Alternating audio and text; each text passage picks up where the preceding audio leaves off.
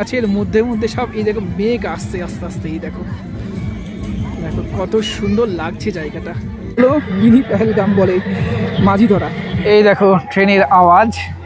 এই ট্রেনটা দেখার জন্যই আমরা এই দার্জিলিংয়ের বাতাসিয়া লুপে এসেছিলাম, লেজেন্ডারি টয় ট্রেন। যেখানে দাঁড়ালাম সেটা হলো সীমানা ভিউ পয়েন্ট।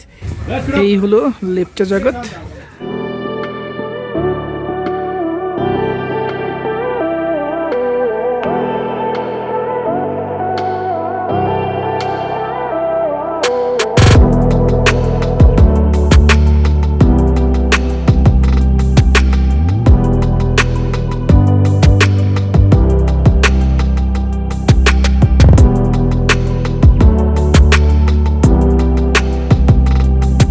সবাইকে জানাই গুড মর্নিং। আর আজকে আমাদের সকালটা শুরু হয়েছে এত সুন্দর একটা প্রাকৃতিক সৌন্দর্যের মাঝে।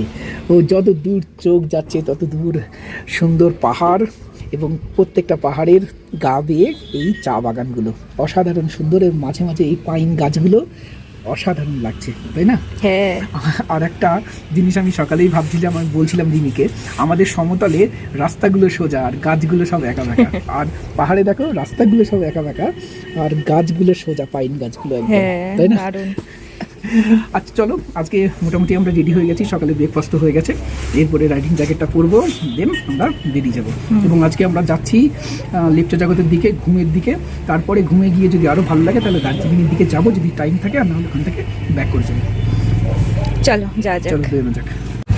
বাইকে কোল্ড স্টার্ট করে নিলাম, কারণ প্রচণ্ড ঠান্ডা বাইরে, একটু গরম না হলে পরে যদি গাড়ি চালানো যায় তাহলে ইঞ্জিনের খুব ক্ষতি হয়, সেজন্য আগে একটু স্টার্ট দিয়ে গাড়িটা হিট করে নিতে হয়। তো চলো যা যাক। আর এখন তাপমাত্রা হচ্ছে 6, সকালবেলা আরও কম ছিল, এখন তো একটু রোদ্দুর উঠে গেছে। চলো যাই।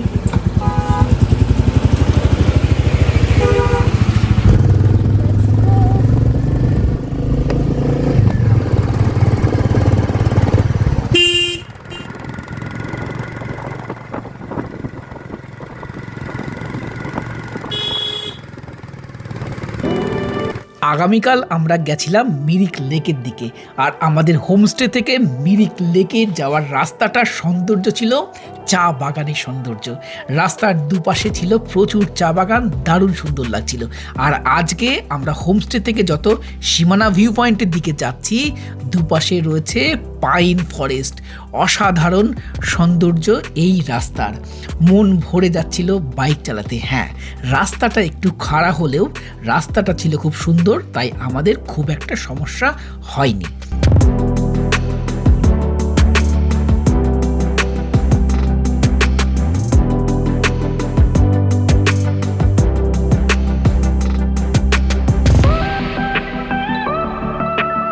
যারা তোমরা দার্জিলিং আসবে বলে ভাবছো তারা অবশ্যই মিরিক হয়ে দার্জিলিং যাওয়ার যে রাস্তাটা সেটাই কিন্তু চুজ করো, কারণ এই রাস্তাটার সৌন্দর্য না দেখলে বিশ্বাস হবে না। এত সুন্দর চা বাগানের সৌন্দর্য, তারপরে পাইন ফরেস্টের সৌন্দর্য, আর তাছাড়াও এই রাস্তাতে যেতে গিয়ে তোমরা অনেকগুলো ভিউ পয়েন্ট কিন্তু একসাথে দেখতে পারো। যেমন মিরিক তো রয়েছেই, তার সাথে রয়েছে সীমানা ভিউ পয়েন্ট, তারপরে লেপচা জগৎ, ঘুম, আরও অনেক ছোট ছোট ভিউ পয়েন্ট রয়েছে। তো সবাইকে আমি রেকমেন্ড করব অবশ্যই মিরিক হয়ে দার্জিলিং যাওয়ার যে রাস্তাটা, এই রোডটাই তোমরা চুজ করবে। এই ট্রিপটা যেহেতু আমরা সোলো করছি, অর্থাৎ আমি এবং রিমি যাচ্ছি, আমাদের সাথে আর কেউ ছিল না, তাই প্ল্যানিংয়ের সময় বেশ ভয় লাগছিল। মনে হয়েছিল অনেকবার যদি কোনো সমস্যায় পড়ি, যদি কোনো বাইকের প্রবলেম হয় তাহলে কি করব।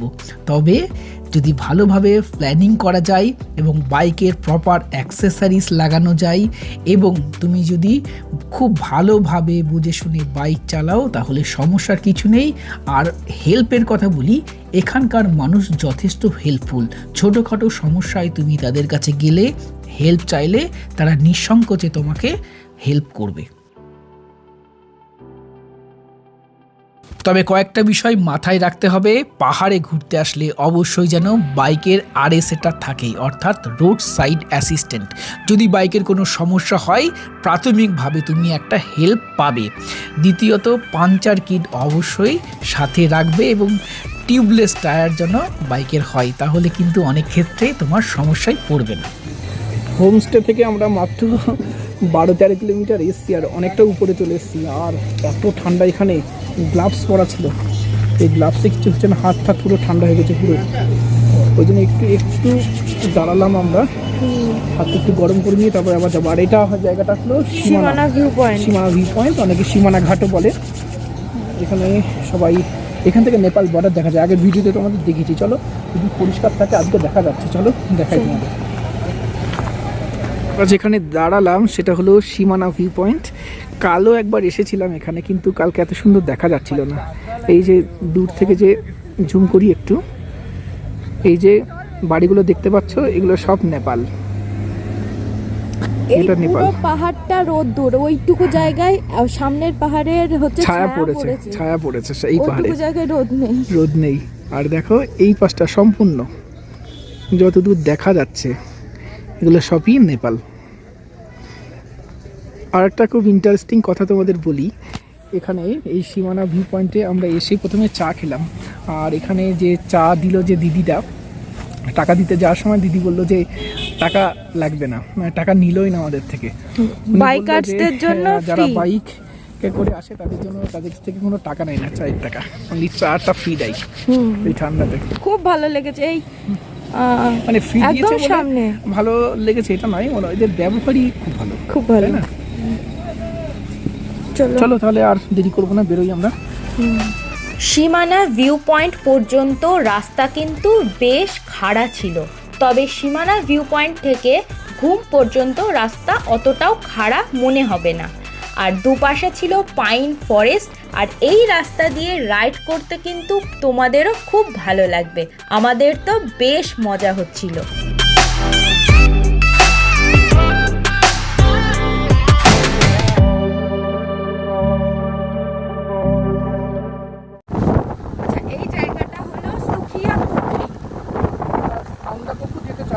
এখান থেকেই রাস্তা ডিভাইড হয়ে যায় মানভঞ্জনের দিকে। ওখান থেকে শেয়ার কার অর্থাৎ ল্যান্ড রোভার, যে 4x4 লেজেন্ডারি ল্যান্ড রোভার, ওটাই করে সান্দাকফু যাওয়া যেতে পারে। আমাদের প্ল্যান আছে পরবর্তীকালে সান্দাকফু একবার যাওয়া, তবে এখানে বাইক অ্যালাউ নেই বর্তমানে, রাস্তা খুবই খারাপ, বাইক অ্যালাউ নেই সান্দাকফুতে। ইন্ডিয়া থেকে তো বাইক নিয়ে যাওয়া যাবে না। যদি কারোর খুব ইচ্ছা থাকে বাইক রাইডিং করে যাওয়ার, তারা নেপাল থেকে বাইক করে যেতে পারে। নেপাল হচ্ছে। আর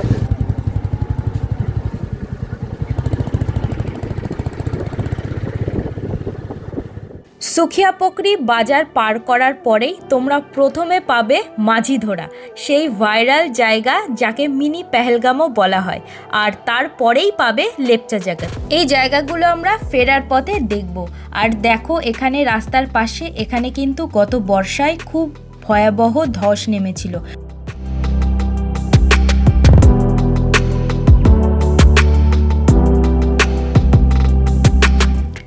এই আমরা পৌঁছে গেলাম ঘুম স্টেশনে।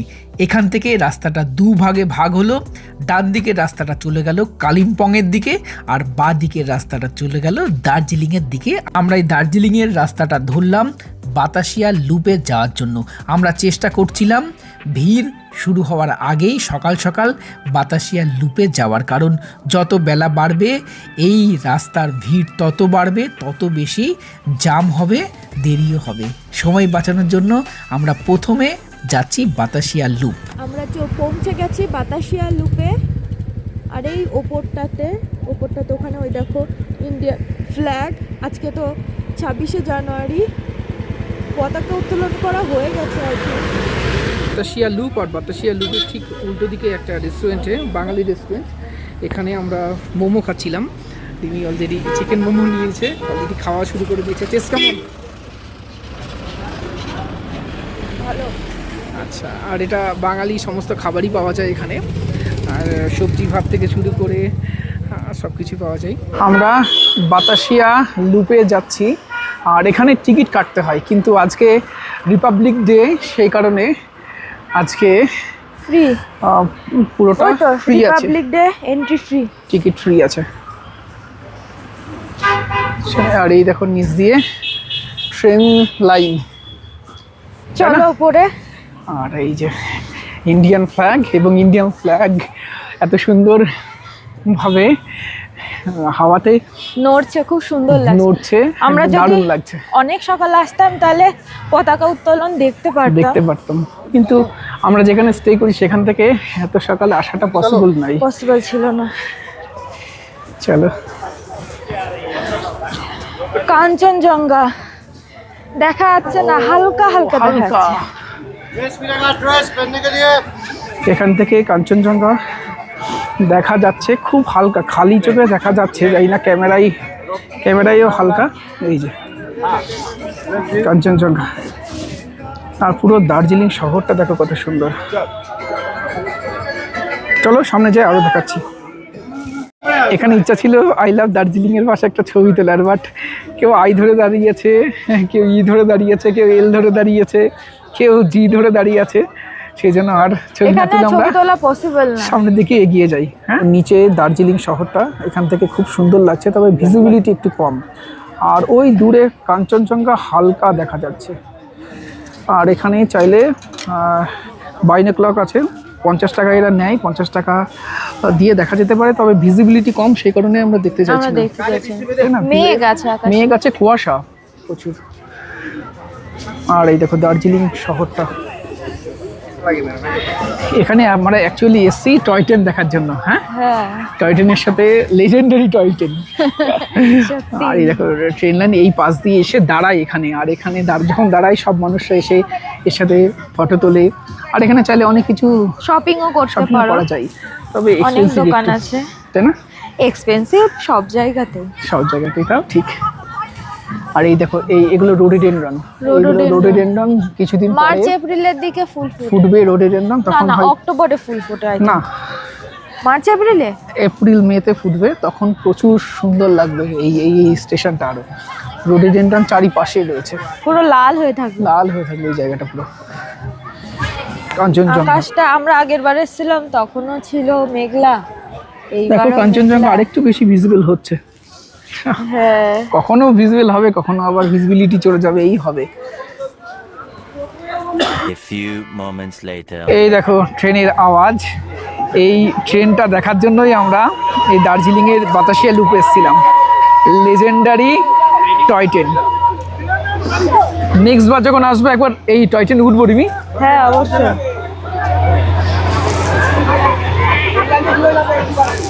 ওইদিকে চলো, দাঁড়াও আসুক।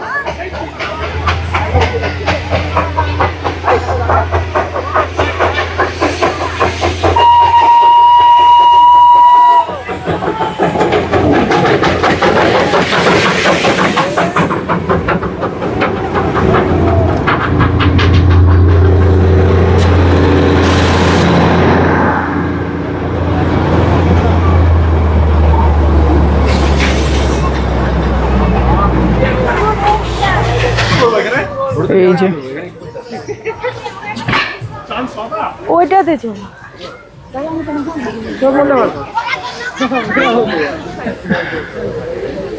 এদিকে আসো। আমরা ট্রেনের কাছে যাচ্ছি, তবে এত বেশি ভিড়। দেখো আমরা এখন ট্রেনের মধ্যে ফটো তোলার জন্য উঠলাম। আর দেখো ট্রেনে করে যেতে পারলাম না, বাট এই উপরে যে চড়তে পারলাম এটাতেই অনেকটা ভালো লাগছে, তাই না? তবে নেক্সট টাইম আসলে ঘুম স্টেশন থেকে, এখান থেকে আমরা দার্জিলিং থেকে ঘুম স্টেশন অবধি অবশ্যই যাওয়ার ইচ্ছা আছে। চলো তাহলে যাই এবার। আমরা এখন ব্যাক করছি ঘুম স্টেশন থেকে। আমাদের সামনে একটা যে দোকানে আমরা খেলাম মোমো, সেখানে আমাদের হেলমেট, রাইডিং জ্যাকেট, ব্যাগ আছে। যাবো, কিছু খাবো, দেন ব্যাগ জ্যাকেট নিয়ে বাস আবার হোমস্টের দিকে যাবো। আর যাওয়ার পথে আমরা আরও কিছু জায়গা ঘুরবো, যেটা মিনি পেহেলগাম বলে, মাঝিধরা আর লেপচা জগৎ। আর রাস্তার কোথাও দাঁড়াবো, ভিউ দেখবো, দেন হোমস্টেতে। আর আজকে মেঘ করেছে আকাশে, হ্যাঁ ওয়েদারটাও খুব একটা ভালো লাগছে না। এই যে এই টয় ট্রেনের ইঞ্জিনটা দেখো, কয়লা দিয়ে এখনই রেডি করছে। এই যে এখান থেকে স্টিং তৈরি হবে, দেন ইঞ্জিন চলবে। এই হর্ন দিচ্ছে মুভি এখনই স্টার্ট হবে। এই টয় ট্রেন চালু হলো। দার্জিলিং খুবই ক্রাউডেড এরিয়া। আমাদের এতটা ক্রাউডেড এরিয়া পছন্দ নয়, আমাদের ভালো লাগে প্রকৃতির মাঝে থাকতে। সেই কারণেই আমরা চললাম আবার মিরিকের দিকে। যাওয়ার পথে আমরা লেপচা জগৎ দেখব। এই হলো লেপচা জগৎ। অ্যাকচুয়ালি নাম ছিল লেপচা ঘাট, পরবর্তীকালে এখন লেপচা জগৎ বলেই পরিচিত। চলো, আসলে আই লাভ লেপচা জগতে একটা ফটো অবশ্যই তুলতেই হয়, সেজন্য রিমি ফটো তুলে নিল। আর চলো সামনের দিকে পাইন ফরেস্টের উপরে একটু উঠি, বেশিক্ষণ থাকবো না। আমরা প্রচুর পাইন ফরেস্ট দেখেছি, তাই না? আসলাম, চলো তাহলে উপরে একটু যাই। এই লেপচা জগতের মধ্যেটা অনেক উপরে ওঠা যায়, বাট অনেক উপরে উঠতে গেলে শ্বাসও আরও ফুলবে, তাই না? তবে উপরটা কিন্তু যথেষ্ট সুন্দর এই পাইন ফরেস্টটা।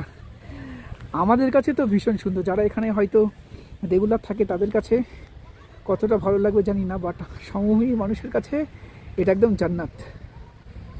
তবে লেপচা জগতের থেকেও মিরিক থেকে ঘুম আসার বাই রোড খুবই সুন্দর। রাস্তাটা, আর রোডের পাশে যেই পাইন ফরেস্ট গুলো আছে সেগুলো আরো বেশি ভালো লেগেছে। বিশেষ করে এই ফিল্ডটা কিন্তু বাইকে করে আসলেই হবে, 4 চাকায় করে আসলে সেই ফিলটা কিন্তু হবে না। হয়তো সামনের সিটে বসলে কিছুটা ফিল আসবে, পিছনে বসলে ফিলই আসবে না সেরকম। চলো তাহলে কিছু এখানে ছবি টবি কিছু তোলা যাক। আমরা এখন এখান থেকে কোথায় যাব? আমরা এখান থেকে মাছি ধরা যাবো। মাঝি ধরা মিনি পেহেলগাম বলে, মানে সোশ্যাল মিডিয়াটা তো খুবই ভাইরাল। দেখা যাক আদেও কতটা সুন্দর বা কেমন। আর খুবই ঠান্ডা, দেখো আমার নাক লাল হয়ে গেছে। মানে অসম্ভব ঠান্ডা, অসম্ভব ঠান্ডা। চলো যা যাক। আমরা যখন লেপচা জগৎ যাই তখনও কিন্তু রোদ্দুর ছিল। আর দেখো মানে কয়েক মিনিটের মধ্যে ওয়েদারটা কতটা চেঞ্জ হয়ে গেল। আকাশ পুরো কালো মেঘে ঢেকে গেছে, সাথে ঠান্ডাও প্রচণ্ড বেড়ে গেছিল আর বেশ জোরে হাওয়াও বইছিল। এতটা তাড়াতাড়ি যে ওয়েদার এরকম পরিবর্তন হবে আমরা ভাবতেও পারিনি।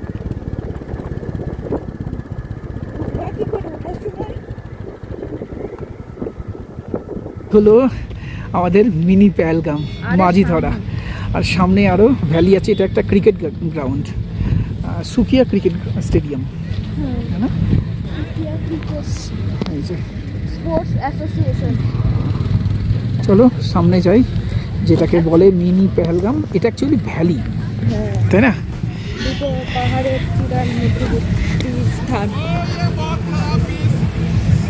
দেখো পেহেলগামে এরকম মেঘ পুরো। আর এখানে এসেই আমাদের হঠাৎ করেই দেখা হয়ে গেল আনএক্সপেক্টেড সোনাদির সাথে, বাপ্পাদার সাথে। হঠাৎ করে আমরা ভাবিনি যে দিদিদের সাথে বাপ্পাদার সাথে দেখা হবে। আর এই দেখো মুচকি, হ্যালো করো। 4 বছরের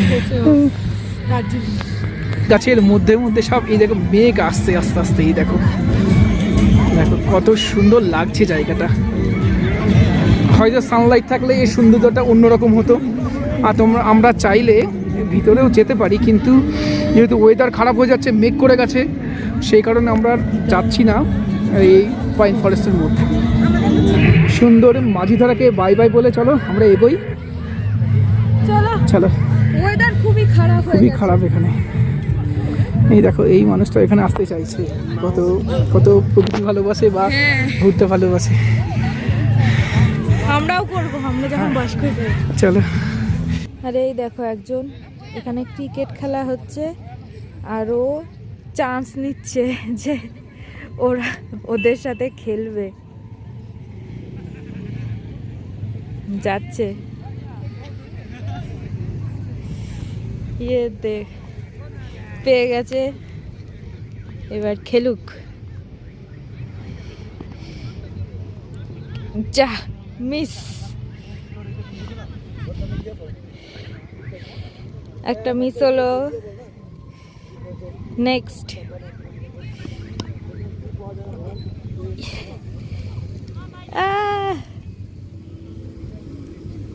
ये तो 4 हो गया, 4 4 4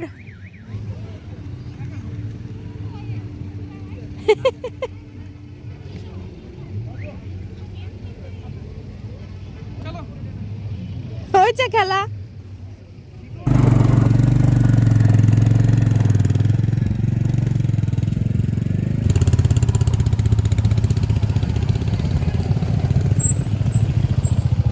ও তো চলে গেল, আমার এবার শ্বাস ফুলছে যেতে।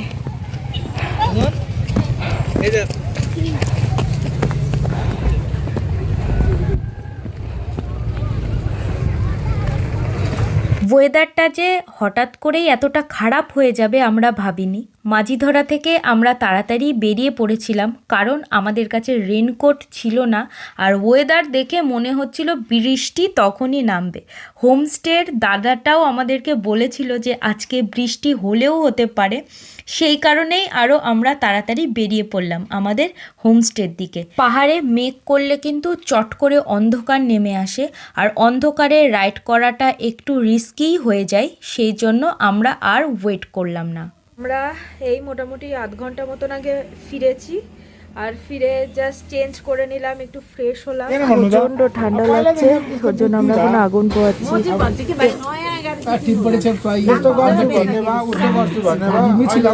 অনেক ঠান্ডা লাগছিল, সেই কারণে এখানে আগুন করেছে, সে আগুন পোয়াতে আসলাম।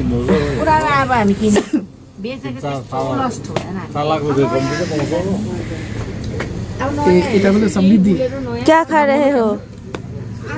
क्या है ये? बोलो बोलो कैमरा के देखिए। मामा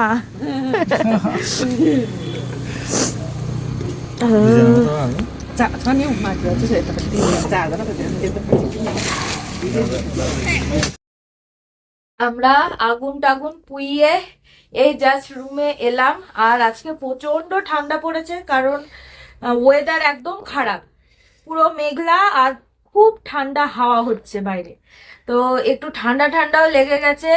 তো যাই হোক, তোমার এই কানে দেওয়ার এটা বেশ সুন্দর লাগছে। এটা খুব গরম, আর এটা দিয়ে হাওয়াও ঢোকে না।